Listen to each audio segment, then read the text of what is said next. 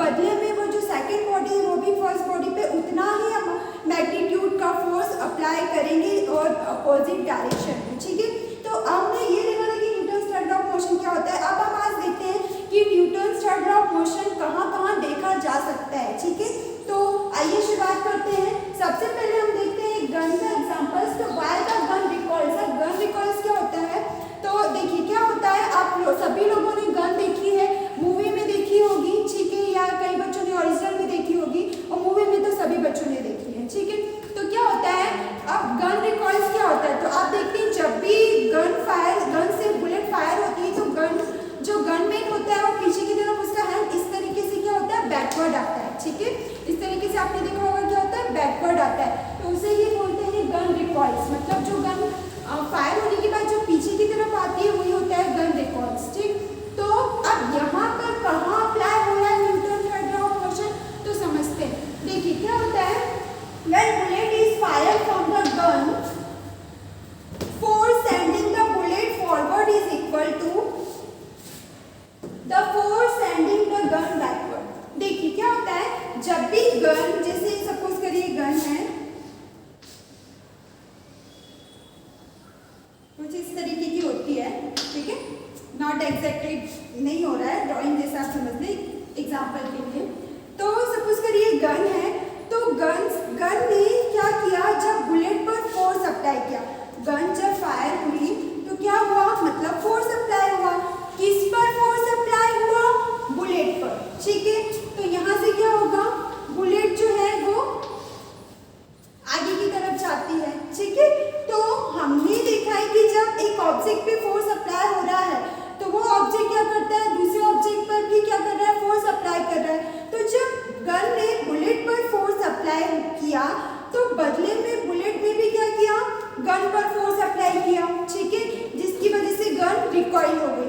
अब ये कैसे हुआ, देखिए जब क्या हुआ, गन ने बुलेट पर फोर्स अप्लाई किया तो बुलेट जो है वो हाई वेलोसिटी से क्या हो गई, चली गई, ठीक है।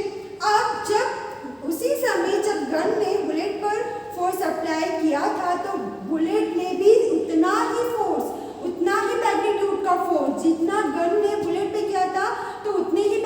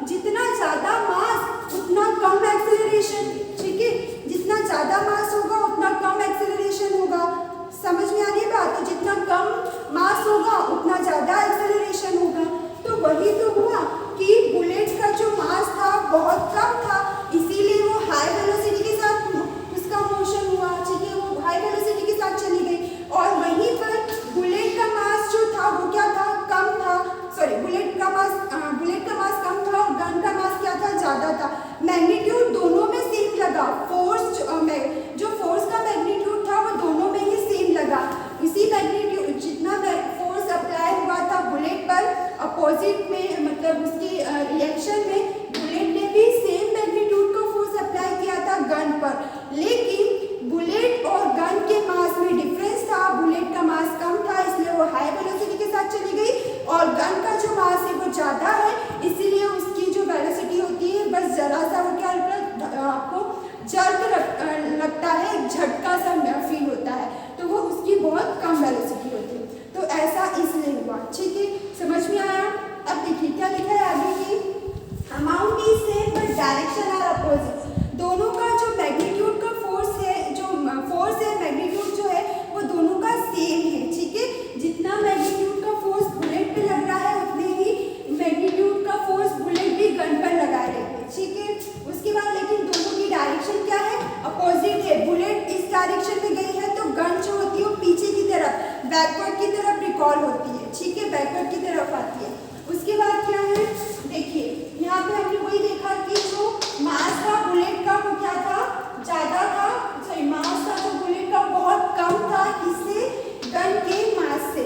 इसी कारण से जो एक्सेलरेशन था गन का वो कम रहा, और एक्सेलरेशन जो बुलेट का था वो बहुत ज़्यादा था, इसलिए बहुत हाई वेलोसिटी से बुलेट निकल गई, और गन में सिंपल सा छोटा सा क्या लगता है हमें, झटका लगता है, जर्क लगता है, ठीक है।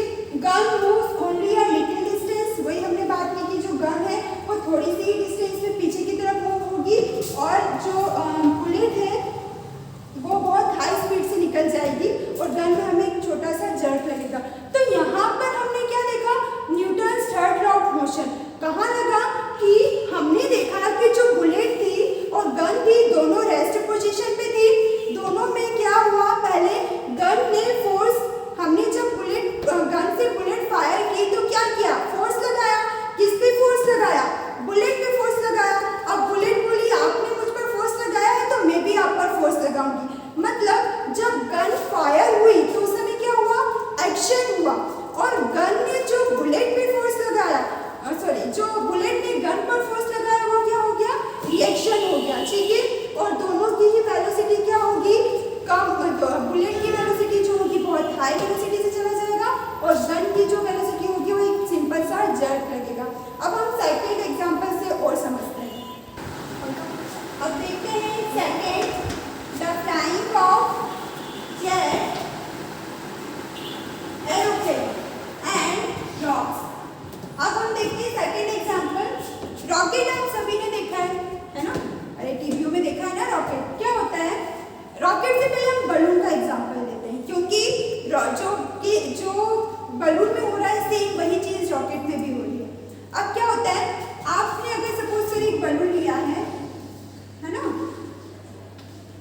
बलून लिया है, बोलेंगे मिसेस कैसा बलून बनाया है, ऐसी बलून है, ये उसका माउथ है, ठीक है। अब आपने क्या किया, बलून में बहुत सारी क्या कर दी, एयर भर दी, हवा भर दी, ठीक है, और उसका जो माउथ है उसे आपने अभी किसी चीज से बंद नहीं किया है ना, अभी तो आपने पकड़ रखा था। अब जैसे ही आपने उसको छोड़ा तो अब क्या हुआ, बलून ने, जो बलून था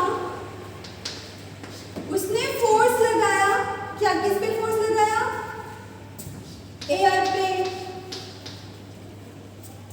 ठीक है। क्या हुआ, बलून में आपने एयर भरी और जैसे ही बलून को आपने छोड़ा तो बलून ने क्या किया, एयर पे फोर्स लगाया। अब ये क्या हुआ, एक्शन हुआ। अब एयर बोलेगी ठीक है आपने मुझ पे फोर्स लगाया ना, ठीक है अब मेरी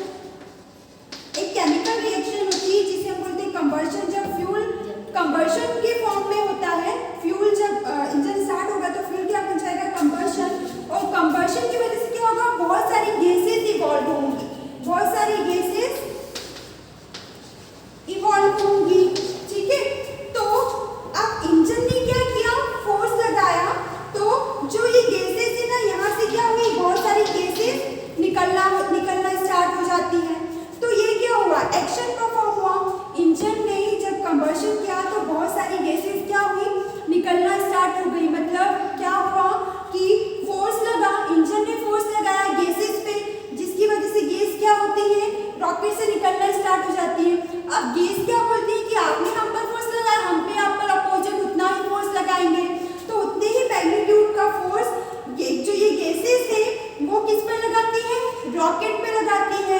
ठीक है, तो रॉकेट पे फोर्स लगाती है जिसकी वजह से क्या होता है, रॉकेट जो है वो उड़ता है, ऊपर जाता है। ठीक है, तो क्या हुआ यहाँ पे जब इंजन ने गैसेस पे फोर्स लगाया तो वो क्या हुआ, एक्शन, और गैसेस ने रॉकेट पे फोर्स लगाया तो वो क्या हुआ, रिएक्शन। ठीक है, तो यही तो है Newton third law of motion.